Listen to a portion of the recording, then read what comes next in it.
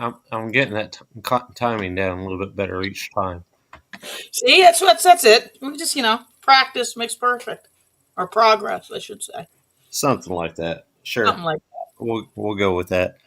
Good evening, everybody, and welcome to Death Scenes and Cemeteries. We are your hosts, Miss Renee Cody, and myself. I am Raymond Newsom. And if you all caught last week's, we were discussing Krampus, and this week we decided to keep rolling with the festive season and talk about folk tales and urban legends and, some untimely deaths involved around Christmas time because, why not? that. Exactly. Why not? Because it's a joyous time. It's such a joyous time, It is. Why not? So I'm assuming, I'm hoping. I know I did. I guess my child survived not having being taken by Krampus. There's- Yeah, mine are still there too. Damn it. So I mean, I even went out and got a nip of schnapps to leave out for him just in case. Ah, nobody wants to come back there where I live, so it's no See, so you're stress. safe. You're I'm safe. safe. So, um, so we talked about Krampus. I found some interesting things that I just think because it's funny, and I think that we should talk about them. So there's the Yule lads, who are the sons of Garla, which we talked about. Which Garla, she's like a giant ogre that will eat children if they don't behave. Um, so there is, she has supposedly 13 sons who are a group of mischievous pranksters that would steal and harass from the population of the towns that they would ascend upon. Um, and they would come into town one by one the last 13 nights of Yule, Hooray. right? So they would leave small gifts to the children that behaved, so that on their windowsills. So, that's a good thing. But if you were disobedient, they would leave a rotten potato in their shoe. That's actually funny. You know, so I mean, and not only that, also I don't know. In that time period, would I want a toy or possibly something to eat? I would think food, but I don't know. I don't know if I'd eaten a rotten potato. So, but since I don't speak Iceland, I don't, or Icelandic, sorry. You don't? I don't. Even though like I have a smidge of it in my ancestry. Um, I found very comical the 13 names of these individuals and when they arrive and what they do because they each have a job. So the first one is Sheep Cody Clog. So I guess I'm related to them. I'm assuming. I don't know. He harasses the sheep, but he's impaired by his two peg legs. So he's got two peg legs, and he makes his arrival December 12th, and leaves obviously Christmas morning, December 25th. Probably because it takes so long for him to get, from one distance to another with the peg legs. Probably, I would think so. Here we go. We have another one. It's called Gully Gawk. He hides in gullies, waiting for the opportunity to sneak into a cow shed and steal milk.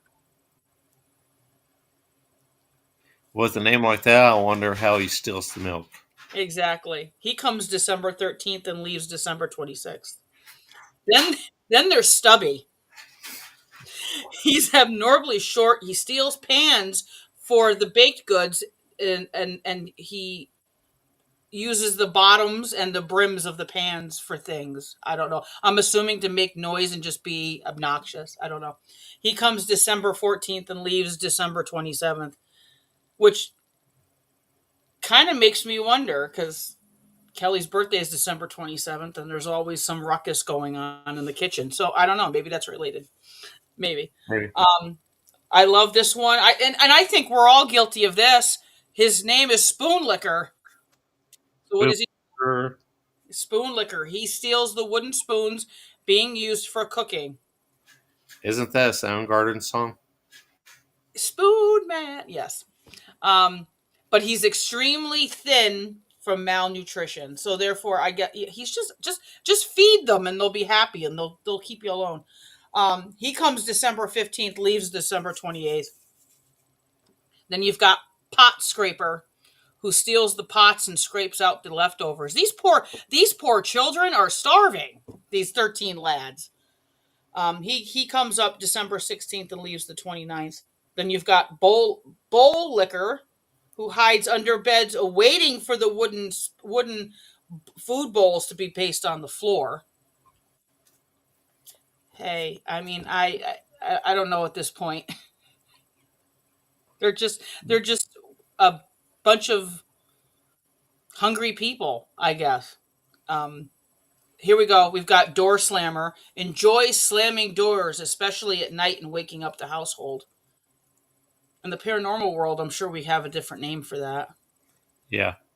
In the paranormal world, we call that a poltergeist. Exactly. Or Um, just an angry, pissed off spirit. One of the two. that too. Here we go. We have Skyver Gobbler has a great affinity for Sky, which is a regional style. So it's yogurt. So he really loves his yogurt. And the Door Slammer is on my birthday, December 18th. So I think that's kind of funny. Kind of funny. Well, if your door starts slamming on December 18th, you know why. Exactly. Um, Sausage Swiper. He hides in the rafters and snatches sausage that are being smoked. I don't know. I, Best I, one. I have so many comments and so many questions, but I do. I too. I mean, you know what I mean. And I like this is like all I could find on these because it obviously in the little hamlets and towns of Iceland stories change. So this was like I thought it was funny with some of the names. You got Window Peeper. That's a crime. Just gonna say that. Um, they all just sound like a bunch of preverts to me. They really do. they Um, do exactly a snoop who looks through windows in search of to steal things. I mean, best one after that, doorway sniffer. He has an abnormally large nose and a acute scent of smell, which he uses to locate. It's called leaf bread. leaf bread. Leaf bread. Isn't that elven bread from Fellowship? I would say yes. I Yeah, I would assume anyway. I would assume that. Like I said, I don't speak Elvish and I don't speak Icelandic, so I don't. Meat hook. He uses a hook to steal meat, and Hands then off your meat hook, boy.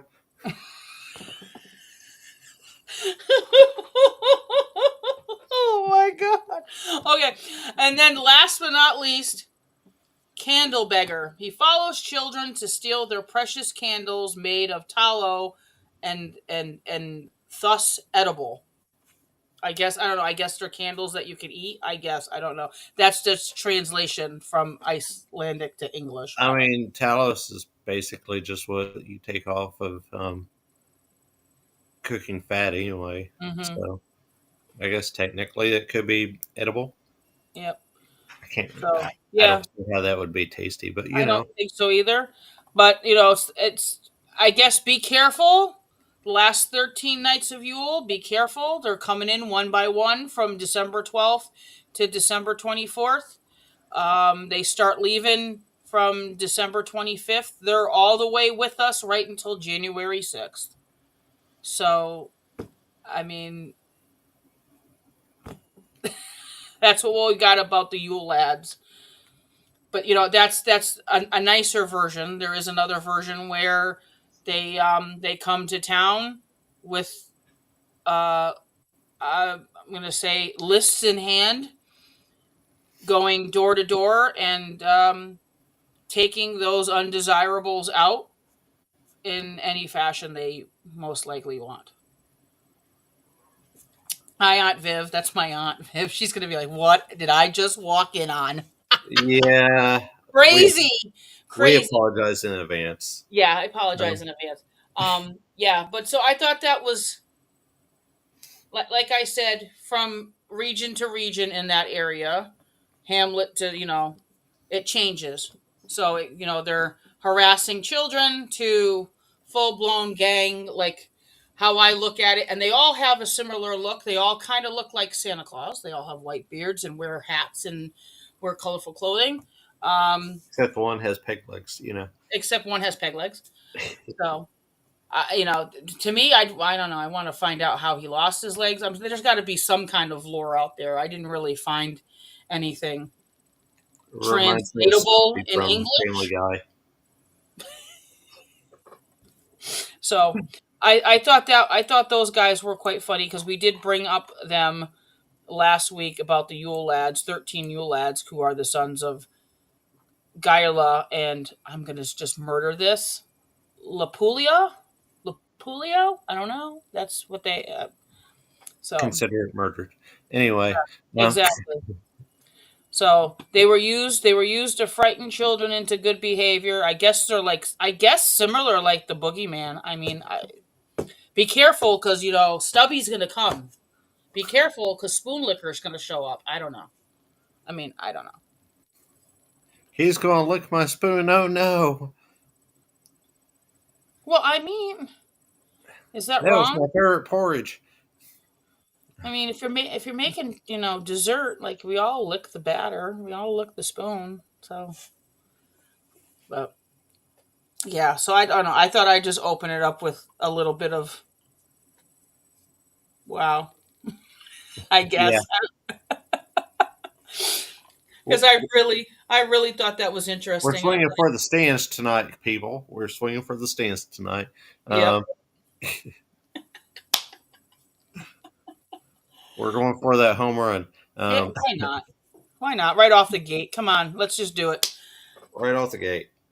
Why not? So some of my favorite tales that I found and stuff is one we discussed after the show last time when we were deciding what to discuss and such. Um, was their Christmas werewolves, Yes. and it's funny because there's one in Europe, one story in Europe, but there's also one in Louisiana, and it is my favorite one because it's hilarious. It is the Creole version of Santa Claus, whose sleigh gets pulled through the swamp by a team of alligators and is led by a werewolf. I mean, why not?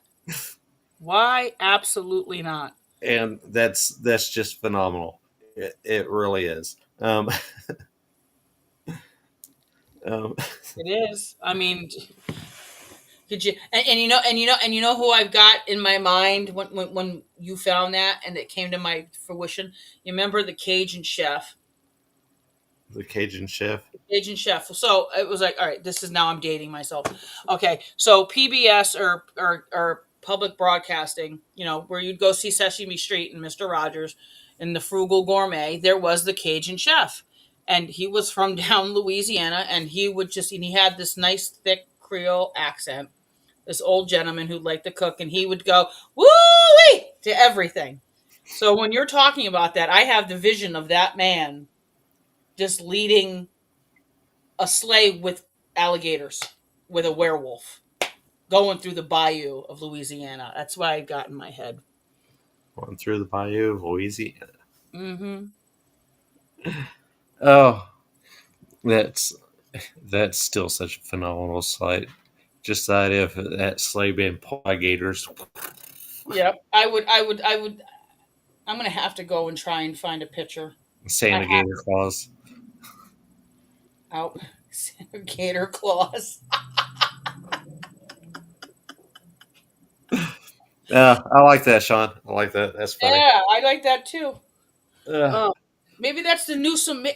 That's it. That's the new Newsome Paranormal for next year. The Christmas shirt. The Santa Gator Claus. Santa Gator Claus getting directions from a werewolf. Come on. That's perfect. Hey, which part of the swamp are we in? I don't even know anymore. Just go that way. Just keep going left. Just keep going left. Left. Just keep making a left turn. I think there we go. I think that. Oh my goodness. I think that's perfect. We're making a left turn. That's great. Oh, anyway, um, one of I have to find it now. While we're talking about it, it's down to the bottom of my page. So when I was a child, I remember hearing about these three stories. One of them, I was like, I no, like I had to envision this or was thinking like not true. I'm sure everybody's heard the fable of the Christmas spider. Maybe not. The gators eat the bad kids. Hey, why not? Um, so basically, I won't read the whole thing, but basically, it's spiders are the last things that you want to hear about on Christmas, but it has a starring role in this one. So it starts with a mother on Christmas who's desperately, the holidays are coming, right? Desperately trying to get her house clean. You know, she's scrubbing the floors, and she's knocking down the spider webs and knocking down the cobwebs, and she's you know trying to find a place for everything and make it look good and to have family over. So she puts the Christmas tree up. She puts the all the trimmings up. She puts the ornaments on, and hoping that everything is just perfect. So now, meanwhile, the spiders are now have seen what she's done. So the spiders decide to creep out of their hidey hole spaces, and they're checking out the tree, and they're looking at these lovely ornaments that are on it, these bright colors that you have. So, and what they're doing as they're jumping from ornament to ornament, what are they doing? They're spinning the web. The webs are back. Um, so she wakes the morning, and she goes, wow, what is this? She's absolutely pleasantly surprised because what has happened, the tree is now covered with, you know, spider webs and cobwebs, which in turn look like what? Your tinsel. Yeah. And that's where tinsel comes from. Um, so I always liked that story. I always had also too, I had a little Christmas spider that we used to hang on the tree. The spider You know, um, and caught him fuzzball. so and basically the webs turned into silver and gold because that's usually what you would have on your tinsel is silver and gold. um, the story not only claims the origin of tinsel, but it comes with a few lessons to it too. Not only does it teach that hard work is rewarded, it also shows us that all the love, all the things that we love in life, which is either big or small, can be celebrated. Has a pet spider and the bells like so like reindeer. And you know what? And you know what? Now look at the spider is sitting right on Santa's head like Dumbo with that like the The crow's feather mouse. with Yeah. oh yeah, the mouse just sits there now. So now Santa Cage and Santa now has a spider. So the spider is giving the direction. Gator claws. Um, one legend I found that was really interesting that comes from Appalachia is because technically you all are actually part of Appalachia too, because the range Mhm. runs all the way up the coast and all the way into northwestern Europe and stuff. Yep. It's all the same range. Um, is it's said that on Christmas Eve the animals talk, Hmm. and bees in their hives are said to hum the melody of an ancient carol from dusk till dawn.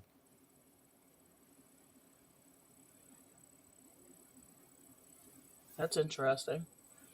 So the bees hum this song, but also is that cows have been seen to kneel and to actually speak. So I did find that very, very interesting. Another one was what they called Old Christmas, which was actually January 5th, Mm-hmm. is that dawn came twice. Hmm. Said so about an hour before dawn actually hit, the Yeah. skies would brighten up and stuff until sunlight seemed like it was already coming to be dawn, and pokeweed would send up sprouts that were big enough for everyone to see if they were lucky enough to be awake. Whenever the darkness would start to fall back down, the sprouts would Mm-hmm. die, and then true dawn would start. Interesting. And it's also said that the week before Christmas, roosters would crow in the middle of the night, trying to make the day come sooner. Hmm. That's cool. So, I, just a lot of fun things and stuff from Appalachia. We have tons of legends and superstitions and stuff in this area anyway. And the deeper you go into the range and stuff, the more you get. Um, Of course. And the more odd too. yeah, for for instance, one little tidbit. This was fun. Is it said in you know as far as Christmas folklore goes that if it snows on Christmas Day, the grass will be green on Easter. Hmm. I've never heard that. Wow. Wow. This come from a collection of North Carolina folklore. So Yeah. That's cool. I've never heard that. I mean, it would make sense. I mean, it does make sense after you saying it, but that's yeah. cool. Whereas also vice versa is true. If it's a warm Christmas, then it's going to be a cold Easter. So Mm-hmm. I have another one. It's called "The Tale of the Fir Tree." This is actually a Danish folk tale by Hans Christian Andersen. Um, Long short of it is, it's a little fir tree that's growing in the forest, and he wants to be like the bigger trees. So he uh, he goes out. He's there and he's pushing up and he's growing and he's trying to get up and be bigger because he wants to be with his friends and he wants to see what the world looks like, above instead of always below. Um, so he pushes and he grows himself taller year after year after year until finally a woodcutter passes by and he what does he do? Knocks chops them down. down, chops him down. Right. So and he's all excited about being picked. He's like, oh, like none of these other guys have done. They bring him into the warm house.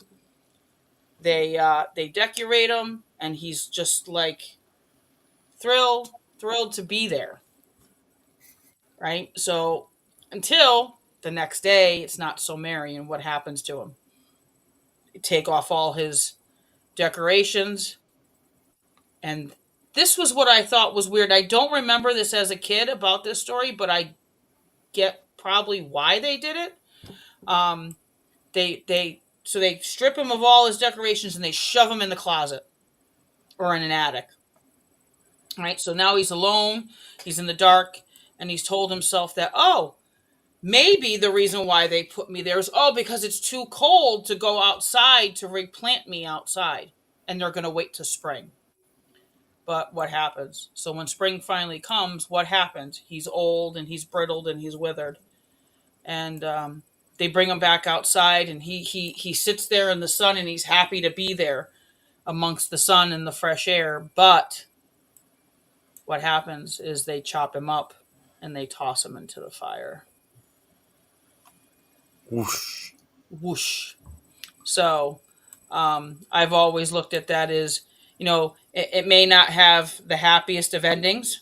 It really doesn't. But it's got an important lesson to be mindfulness, and encourages us to enjoy our lives and live in the moment rather than longing for the future. And don't be swept up into the holidays. Be grateful for what you have. Exactly. Celebrate with your friends and family now because, they may not be with you next year or whenever. So that was always a fun one I remember hearing as a kid. Well, especially when we were putting up the tree. So for a darker term, because why not? Because why not? We're flipping the script from oh, these are lovely and entertaining, especially about the Cajun Santa Claus, Gator Claus, um, That or you need to get a tattoo of that. and Cajun Gator Santa Claus with a werewolf. Um, Yes. Christmas Eve, 1945. Five children from the Sauter family in Fayetteville, West Virginia, disappear, are never seen from again. The way they discovered that they were missing is the house caught fire, and the parents and four of the children managed to escape, but the other five were not accounted for, and their remains were never found. And based on what the authorities could find and stuff, the fire never reached a temperature high enough to take and dispose of the bodies completely. Mm, So nobody knows where these children went to, and they range from the ages of 4 years old to 12 years old. wow. And what caused the fire to this day is they're not really sure how the house caught fire.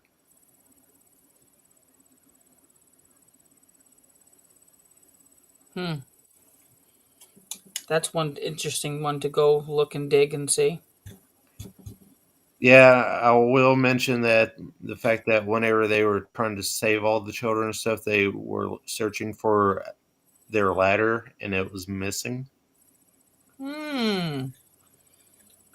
So it's hard to say if those children were taken, they were lured out of the house, they decided to run away, or what, but they vanished and no one ever found them. At one point, there was even the report that um, a letter had come claiming to be one of the children from somewhere in Kentucky, but Hmm. it could never be verified. So, That is interesting. It really is. I have one. We want to go dark. It is the spontaneous combustion of Matilda Rooney, which I love this. Matilda Rooney. Matilda Rooney. So, yep, a farmhand named John Larson. This is spent Christmas. This is 1885 with his employers. So Patricia and no, sorry, Patrick and Matilda. They were an elderly couple who lived outside of Seneca, Illinois. Um, so sometime during the night, he underwent a coughing fit and had trouble breathing, but he soon drifted back to sleep. Mr. Larson did. So Larson woke up Christmas morning to traces of soot on his pillow downstairs and was shocked to find Patrick dead in his bedroom. Matilda was found. Matilda was nowhere to be found. Later that day, Larson wandered into the kitchen and found a large blackened hole in the floor. It rested alongside what appeared to be the charred remains of a human foot that was inside that hole, and that was all that was left of Matilda Rooney. It seems as though Matilda was a victim of spontaneous human combustion, which caused her entire body to catch and burn to ash. So this article said the estimated temperature of the fire that consumed her was 1,400 degrees Celsius. That's 2,500 degrees Fahrenheit. That's a hot fire. But there were no other signs of smoke damage on that spot. It was later determined that Patrick died of smoke inhalation, and this explained why Larson had a coughing fit during the night. And the only reason why he was spared from death is because he slept behind a closed door on the second floor. So I guess I guess you don't have an argument. I don't know. I'm gonna say this. Don't have an argument with your husband or wife because poof, you could be gone. I don't know. I mean, just to like like that. I mean, and spontaneous combustion. I mean, there's been other cases of that happening too.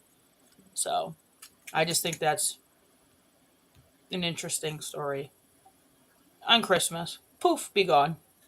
Poof, be gone. Of course, one that most of us know that, you know, anyone that has been alive since the early 90s has heard about this death. And that is one that happened on Christmas Day in 96 in Boulder, Colorado, and that's John Benet Ramsey. Yes.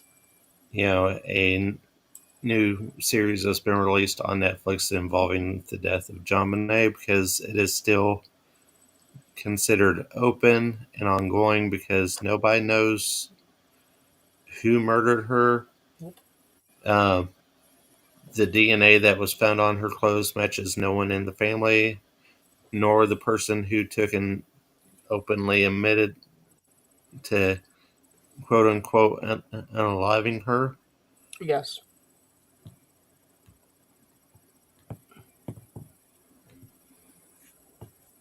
It's amazing because I actually did sit and watch, um, because I had saved it because I had seen the upcoming stuff that goes on Netflix, and I had seen something because I do tend to gather up anything I can on certain cases and or serial killers that just pique my interest. And that case is always tugged at my heartstrings. Um, so I it mean, was. I remember whenever that was first reported on the news, like the next Mhm. I morning. was I was a senior in high school, so um, I I wasn't remember that that. old. That was huge. I mean, and everywhere you turned, like on Star Magazine, on newspaper, on TV, on everything and everywhere, they, they were just plastering it everywhere. It was constant, constant, constant in your face. The only thing you saw was her face Yep, everywhere. everywhere. So, will It, that ever be solved? At this point, I highly doubt it, but you never know. Um, um, well, to give a little bit of information to on that case, um, they had said, um, you know, there's new detectives, and they're following new leads every day.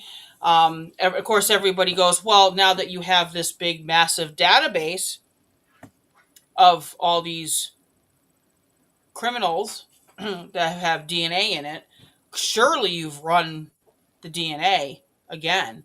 And actually, no, they haven't, since which is they no big originally did it surprise. in 97. Um, but I think they're, in a way that they said it, is that they're trying to find a way to do it. So funding and or just maybe just red tape. So who knows? I mean, now with the extent of the way DNA is, and now we have this humongous database, maybe, but maybe not. Maybe, maybe not. I mean, I guess it all would time be will tell. nice. I mean, it would be nice after all these years, especially for her father, Yeah, her brother, and her. Oh, and you have to remember she had older siblings. A lot of people don't realize that.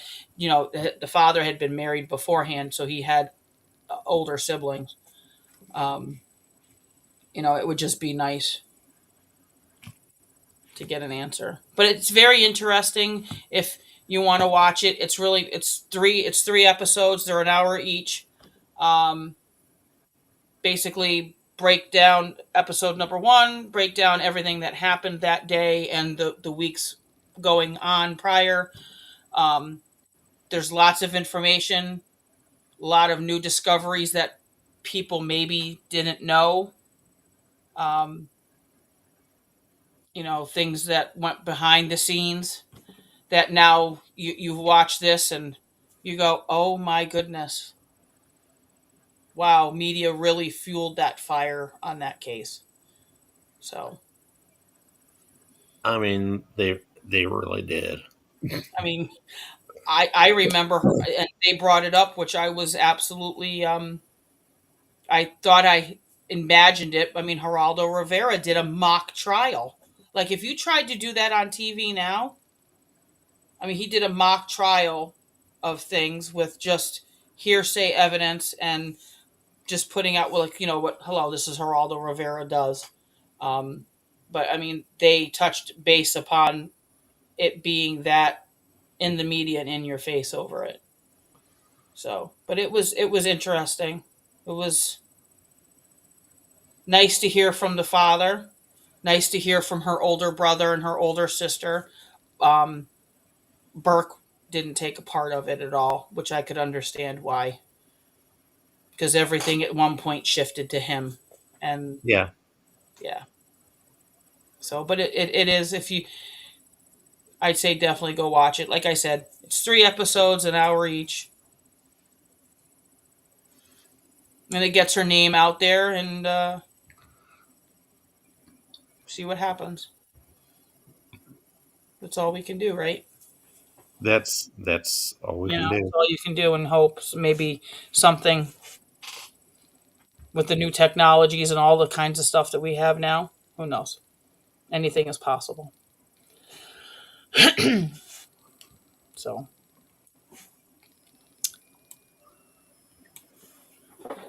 but another, if we want to talk about something on a little more livelier note,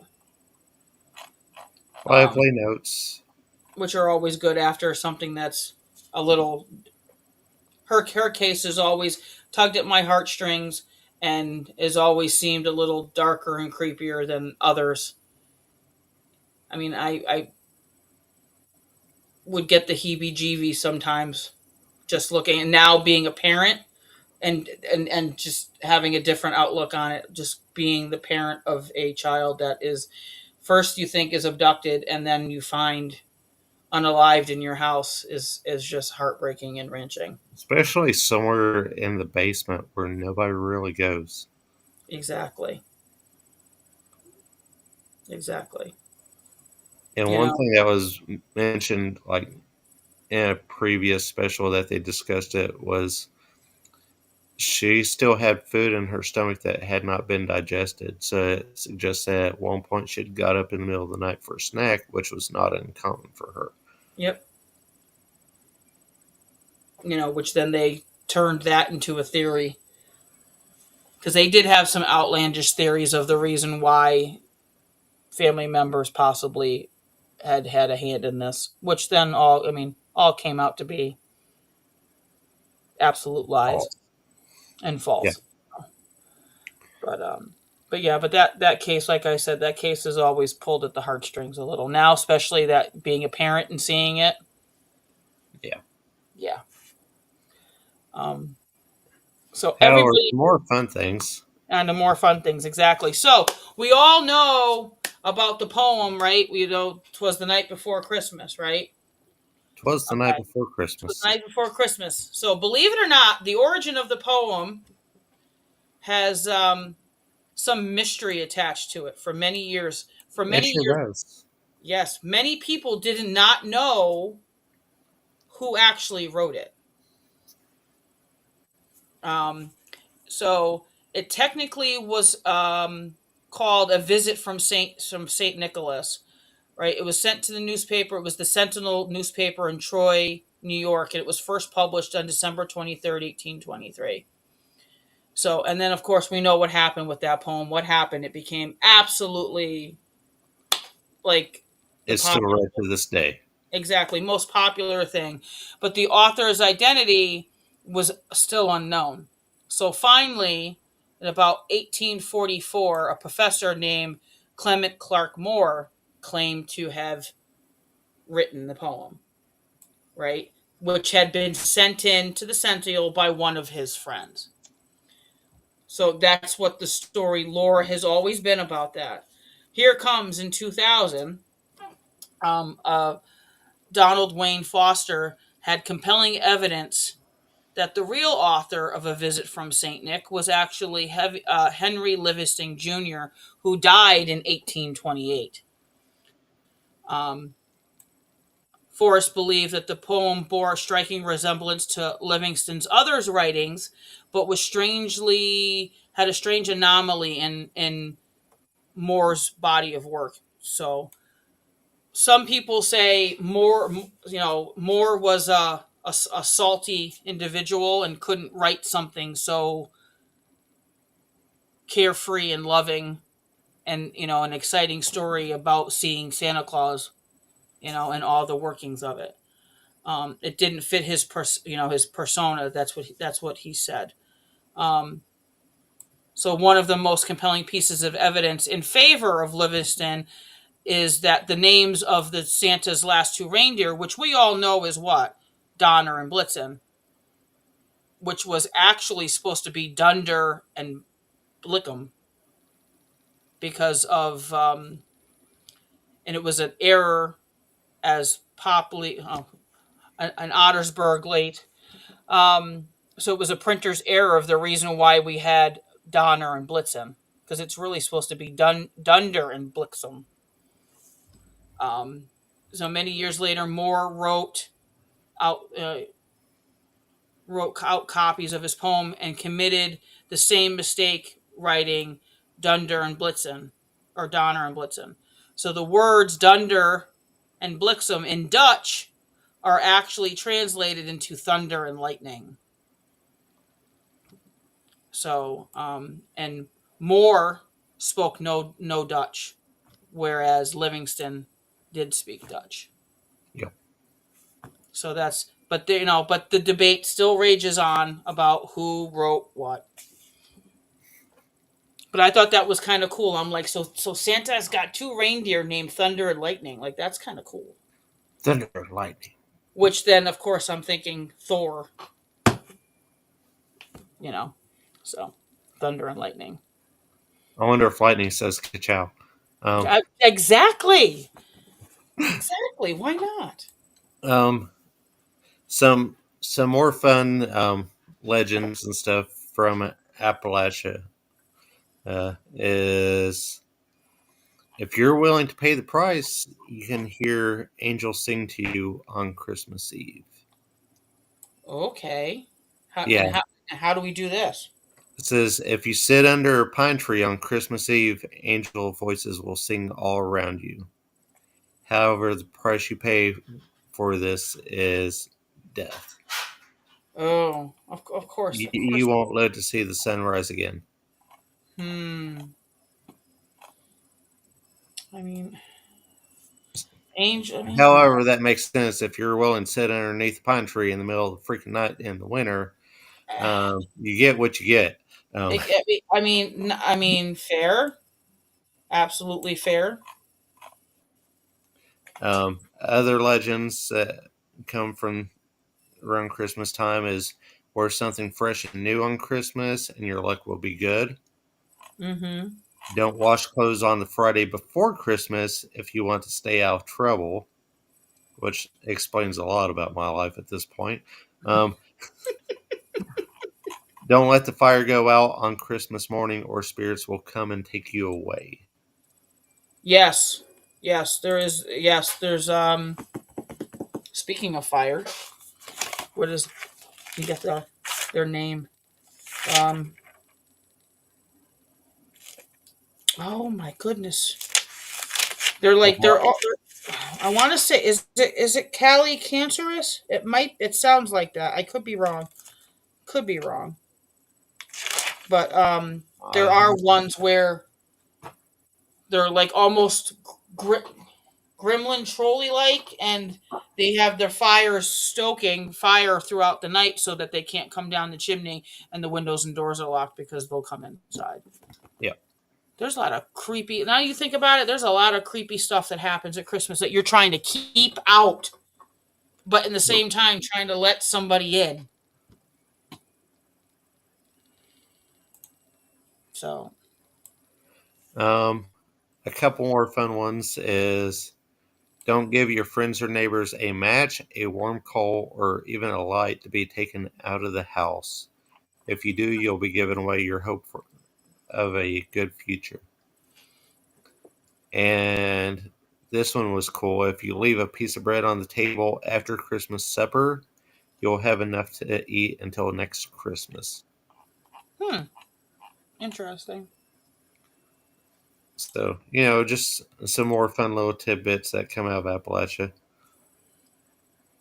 However, I won't lie, one of my favorites is still the fact that there's a gator clause from Louisiana. I mean, that's perfect in all sense of the word. It really is. Yeah, But I mean, sometimes you just need a gator clause. gator claws. What can we say? Gator claws.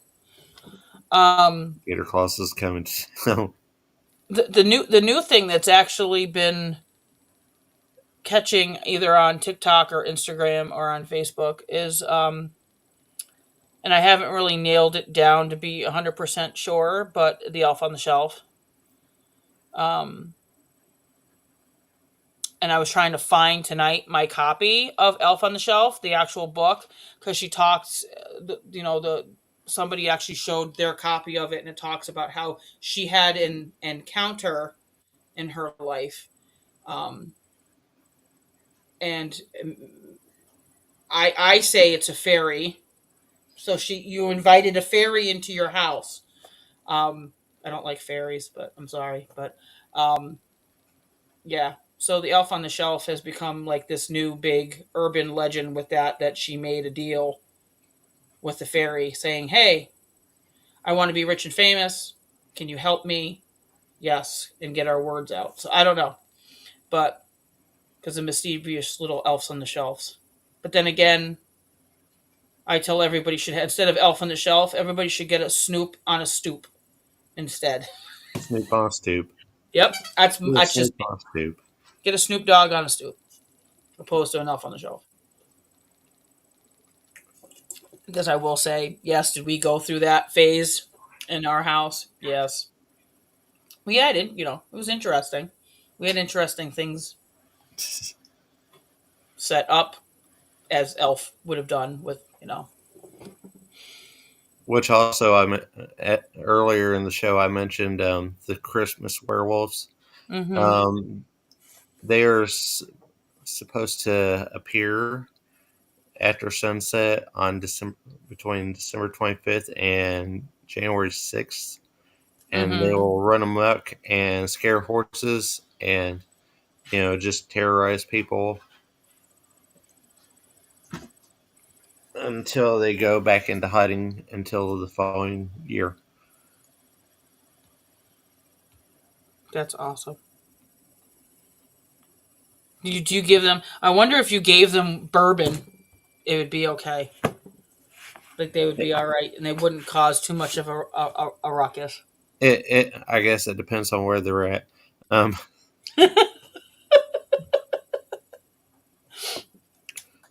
see here, 15th century Swedish traveler by the name of Olaus Magnus in Prussia, Lavinia, and Lithuania. Yeah, tongue Words. twister for me. Yeah, words. My mouth does not work that way most of the time anymore. Werewolves had a party on Christmas night and then issued forth to rage with wondrous ferocity against human beings. Hmm.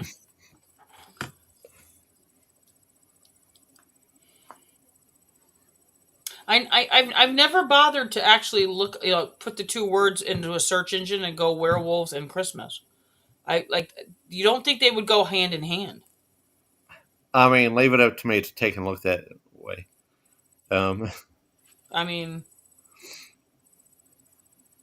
would have never thought. oh, and the French culture Santa Claus that glides through the swamps within the bayous in a flat bottom boat pulled by alligators. The werewolf is said to be a red nosed werewolf, not just any werewolf, but a red nosed Red nose, werewolf. red. Okay. Yep. I wonder what his first name would be. Um, I wonder. I wonder. I mean, we could give him a name. I'm sure. What's the? I'd have to go look up and see what the Creole version of Rudolph would be. a red nosed werewolf. Um, Red.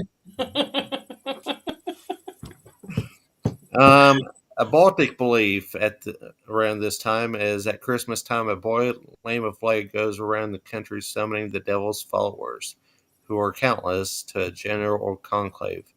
Whoever remains behind or goes reluctantly is scourged by another with an iron whip. The human form vanishes, and the whole multitude become wolves. So, bye, Keith. Thanks for I jumping keep. in. Later, Gator. Uh, Oh, that's it. I have. That's it. I gotta.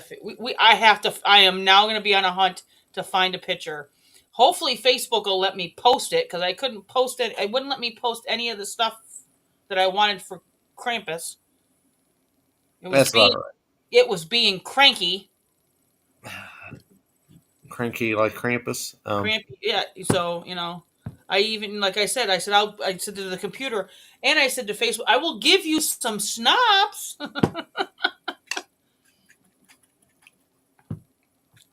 but But one Frank, fun thing is predating Christmas, there was a widespread pagan belief in Europe that the winter solstice was a significant time for monsters in general, vampires, werewolves, witches, and evil spirits, just as it was for humans. hmm. The creatures of the night were out and about in force at the time when the dark held sway over the land.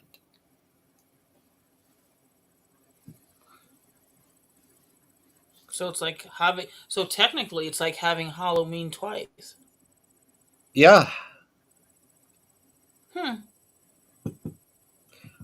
which would also explain why, keeping lights burning and fires burning and stuff were so important during that time because one, it helps with the cold, but also two, it keeps you know the more negative creatures away, like Exactly. evil spirits and vampires and werewolves and stuff.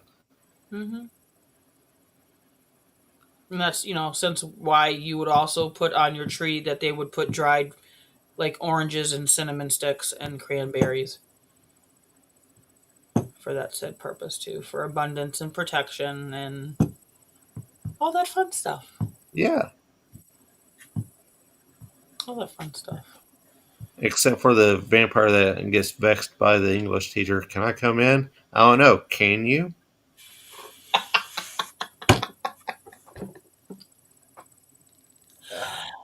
Oh, well, I would be that one saying, "Mother, may I? Mother, may I? Mother, may I come in?" I'm not your mom. Mhm.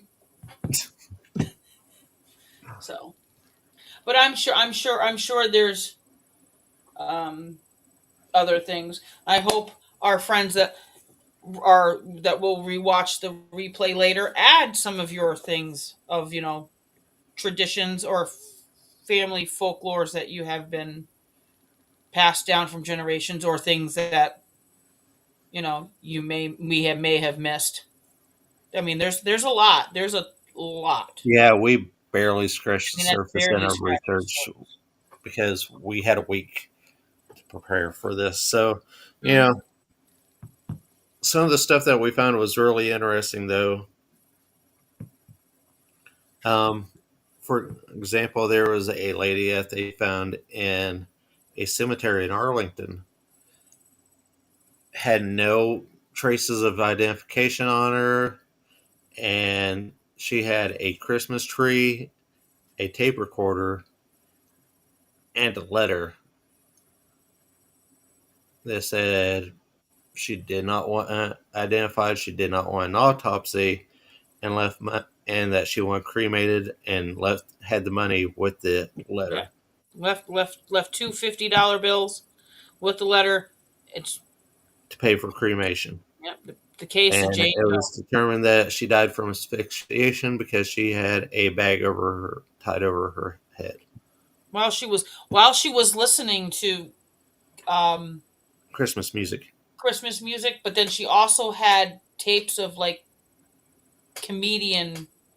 Yeah, she was listening to a Yep. comedian. Um, but what was interesting is the part of the cemetery that she was found in was for infants. Hmm. Yep. So it's hard to say what was actually the reason she went to that part of the cemetery. Um, I had to tie it into cemeteries eventually. So here we are Here we are. with a Jane Doe that they called the Christmas tree lady Yep. that, you know, unalived herself amongst the gr- graves of infants. Hmm. Yep. So it's honestly hard to say. My speculation, which probably won't amount to a hill of beans, but is that one of the grave sites right there close by was an infant that she had lost years before, and she just never really got past the grief. Yep. And she probably reached it an age to where she was failing in health, and her other kids were probably grown if she ever had any others. Hmm. And that's how she chose to go out. Exactly. I'm going out on my terms. Yep. Don't tell anybody. That's why it's important on Christmas. Reach out. Don't be a stranger. Reach out to your friends because Yep. You never know. the holidays are a tough time for a lot of people, um, myself included. Same. So it's always important to take and check on people and make sure everybody's okay. I'm all right. I've got more than enough people around me that check on me daily, Hmm. and always make sure I'm doing okay. Some days are better than others. Other days are not so great, but that's part of life and that's part of the holidays. But in the end, I'm still grateful for what I have and who I have around me. Exactly. Thank you for my TED. Thank you for coming to Thank my you for TED the TED talk. Talk. Yes, Yeah, but the sentiments are the same for me too. I have lots that check in on me and make sure that I'm okay. But just reach out. Just say, "Hey, how you doing? Everything okay? You want to go get a cup of coffee?" Or better yet, invite them over to your dinner. Set a plate for them. yep. If they say no, show up at their house with a plate of food for them. Little act of kindness goes a long way. And like I told somebody here recently, is there might be people missing from the table and stuff this year, but there are still plenty of people that are going to be at that table that Yes. want to be there with you and for you. So Mm-hmm. let them. Exactly. Let them. Okay, so on that wonderful note, it has been fun. It has been great. And as always, we'll talk to you later. This has been Death Scenes and Cemeteries. Bye. Bye, everybody. Have a good Bye. night.